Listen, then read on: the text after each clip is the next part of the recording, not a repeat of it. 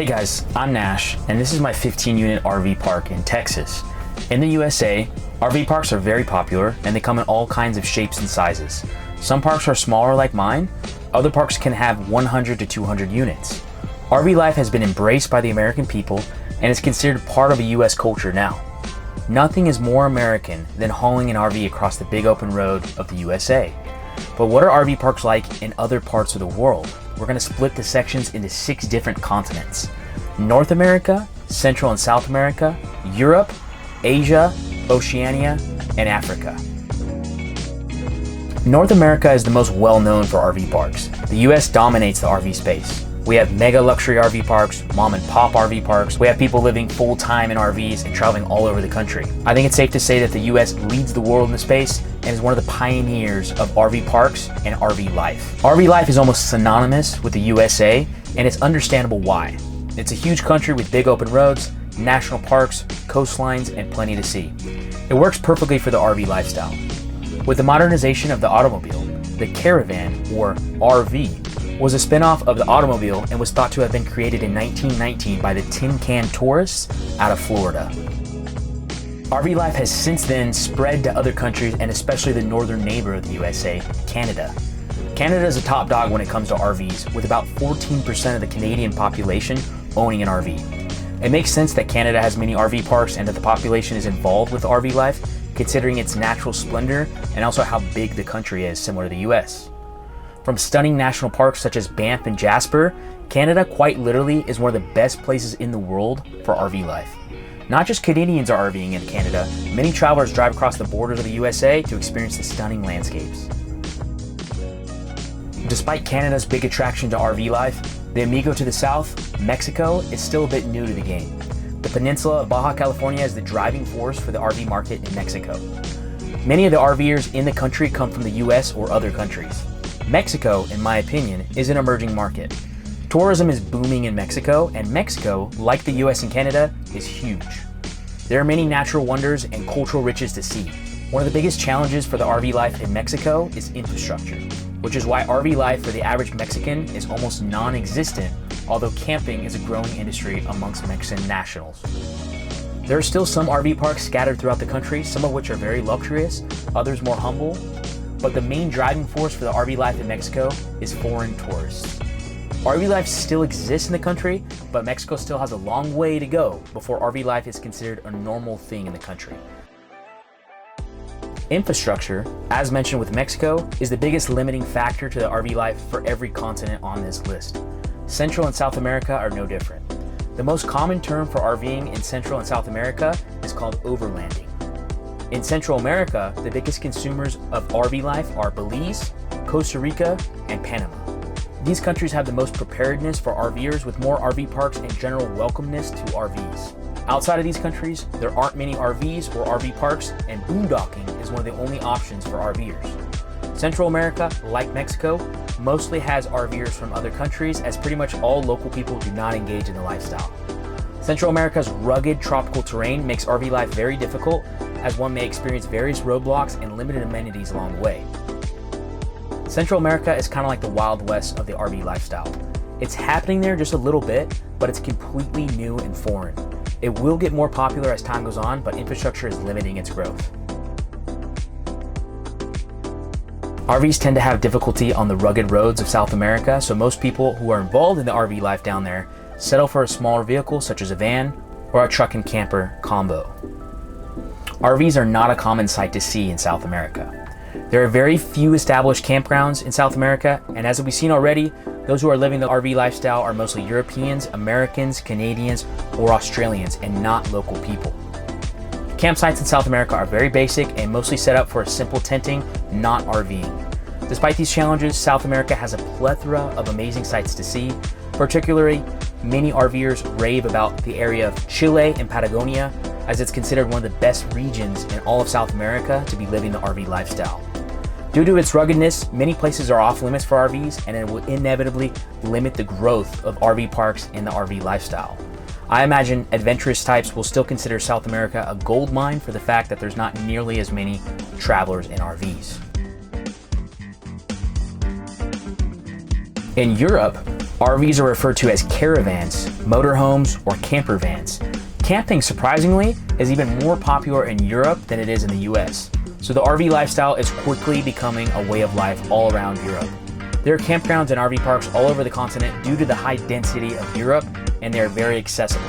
Typically, RV parks do not include septic, so you gotta find a way to toss your poop. The RVs tend to be smaller with less pop-outs. The infrastructure in Europe is really good, similar to the US and Canada, so RV life can thrive. Western Europe, specifically France, Spain, and Germany, are the top dogs for RV life. Europe still has a ton of room to grow in terms of RV life. I think personally it's not as big of a phenomenon as it is in North America because Europe already has a superb public transportation as well as cheap accommodations, which makes RV life actually more of a challenging option. I do think that RV life will continue to grow and continue to thrive, but more as a camping option to get off the beaten path and immerse oneself in nature. In Scandinavian countries, like Sweden, there are laws that allow you to camp anywhere in nature called Allemansrätten. Europe has all the nature you could want, all the landmarks, tons of history, and countries jammed in one place. Makes me want to get an RV and travel around the continent. RV parks and campgrounds do exist in certain parts of Asia, but they may not be as numerous or well developed as in other parts of the world. Japan, for example, has a growing number of RV parks catering to both domestic and international tourists. While I was in Japan, I did see some RVers and one RV park, but generally it was a rare sight to see in the country. The one thing I did notice while I was in Japan was that the RVs are particularly small in Japan, with the biggest unit I saw being around 15 feet. China has been said to have an exploding RV market as well. RV lifestyle is also gaining popularity in South Korea, especially among those who enjoy outdoor activities and exploring remote areas. Asia is known to have cheap accommodation, especially in Southeast Asia, so RV life generally hasn't caught on to the trends. Also, Asian cities tend to be hectic and chaotic for big vehicles like RVs. Lastly, the infrastructure in certain Asian countries is not quite up to par to handle RV parks or RV living. Places like Bali are on the rise for RV growth due to the international tourism. The rise in international influence may sway the trend of RV life due to many Australian, European, and American tourists. RV life in the Middle East is not as prevalent or established either. This may be due to cultural differences and restrictions in regard to free roaming and recreational vehicles. There are some RV parks near natural landmarks, but due to the arid landscape, it's few and far between. The UAE, Oman, and Saudi Arabia have the majority of the RV market share. I do, however, think it would be amazing to visit some ancient ruins from the Mesopotamian era while in an RV. When it comes to RV life in Oceania, there's two countries that top the list, Australia and New Zealand. Australia is the big dog, but New Zealand's on the come up. Known as caravanning or camper vanning, it has exploded in the last few decades. Australians particularly have a strong affinity with road trips and exploring their vast country, making RVs a common sight on highways and in national parks. Both Australia and New Zealand have a comprehensive network of RV parks, campsites, and caravan parks. These range from basic facilities in remote areas to fully equipped parks with amenities like electric hookups, water, dump stations, showers, laundry, and sometimes even pools and entertainment areas. Caravanning is deeply ingrained in Australian culture specifically, with many retirees choosing to travel around the country in their motorhomes for extended periods. Due to its compact size, New Zealand also makes for a perfect country to live the RV lifestyle, with tons of sites, national parks, and natural phenomena. There's a reason why Lord of the Rings was filmed there. I would love to see it from an RV too. As for other Pacific islands in the Oceania region, RV life is not that popular. This has to do with limited size of the islands and also the lack of tourism. Infrastructure also plays a role. However, some islands like Fiji and New Caledonia have already started to develop facilities for motorhomes and camper vans to cater to the tourists seeking more independent travel options. Our last continent, Africa, might arguably be one of the best natural landscapes and best opportunities for RV life, just strictly talking about the nature it provides. Unfortunately, it has the biggest problem with infrastructure out of any continent, and for that reason, RV life isn't too big of a fad. There are, however, pockets of life when it comes to RV parks and RV lifestyle. Like Central and South America, locals don't engage in RV life nor camp. It's completely foreign. South Africa is one of the few African countries where RV travel is more established. There are several RV parks and campsites across the country, particularly in popular tourist destinations like Garden Route, Kruger National Park, and along the coast. Namibia's stunning desert landscapes and national parks also attract RVers.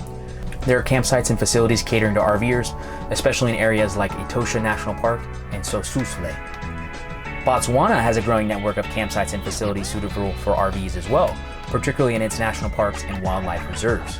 The rest of the continent is very difficult for RVers due to rural communities where the roads are poorly maintained and amenities are pretty much non-existent. When I think of RV life in Africa, I think of driving on an open road while observing a safari of wild animals and being amazed by the nature that's around me. Africa, you may be far from the RV life culturally, but I'm rooting for you. You are so beautiful and you have so much potential. In every corner of the world, RV life is growing. It's so exciting to think about what RV life is like in other countries. Going through this list motivates me to get out there and explore and experience the RV lifestyle in other parts of the world. There are great opportunities out there for RV experiences to grow in other countries and for the lifestyle of freedom to spread abroad. I hope you enjoyed watching this video. If you got value from it, give it a thumbs up. Subscribe for more RV content. If you want to see the RVs of 7 different celebrities, click this video here. Thanks so much for watching, and we'll see you in the next one.